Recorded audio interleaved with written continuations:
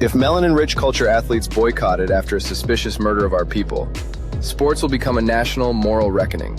Games will pause, leagues will lose revenue, sponsors face pressure, and officials confront demands for justice, accountability, and safety. Critics might call it divisive, but collective absence can expose whose labor sustains entertainment. The outcome will depend on our unity, clear demands, peaceful action, and broad public support. Financially, a boycott by our athletes would disrupt ticket sales, broadcasting contracts, merchandise revenue, and advertising campaigns. Owners would initially resist, yet sustained participation would make inaction more costly than reform. Athletes would redirect attention toward community funds, legal support, and victim services. Economic pressure will matter most if coordinated across leagues, supported by fans and connected to specific, measurable demands for change. Socially, our athletes' boycott would transform a sporting protest into a broader conversation about racial justice, policing, and equal protection. Our young people will see athletes as civic participants, not merely entertainers. Our communities could organize rallies, teach-ins, and voter drives. However, public debate might become polarized, so disciplined messaging and respect for peaceful disagreement would remain essential throughout the national conversation and institutions.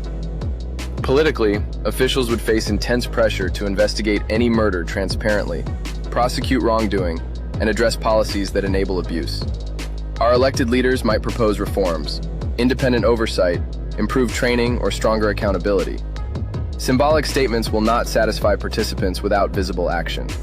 A boycott by our athletes would also influence elections by motivating previously disengaged citizens to demand tangible commitments from candidates and parties. Despite its potential influence, a boycott by our athletes would carry serious risks. Some athletes might lose contracts, playing opportunities, or institutional support. Fans would misunderstand the purpose, especially if coverage focuses on disruption rather than injustice. Organizers would need to protect participants from retaliation, misinformation, and harassment. Clear goals, nonviolent discipline, and legal guidance could reduce those dangers while preserving the movement's credibility. In the long term, our student-athletes' boycott's greatest effect would most likely be institutional rather than immediate. It could encourage leagues to establish crisis response standards, independent investigations, player protections, and community partnerships. Schools and youth programs might adopt civic education alongside athletics. Success would be measured not only by resumed games, but by whether families receive justice, safety, and meaningful representation afterward. Your mind is your superpower, but they never taught you how to use it. At Majestic Mind Matters University, we unlock the history they hid, the culture they erased, and the strength they feared. From genetics to relationships, from ancient civilizations to modern love, we connect the dots they scattered. This isn't just education. This is reclamation. Welcome to the Melanin-rich culture nation.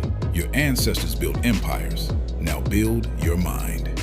Our melanin tells stories of resilience, innovation, and power that has shaped every continent. From ancient kingdoms to modern-day movements, we've been the architects of culture, science, and art.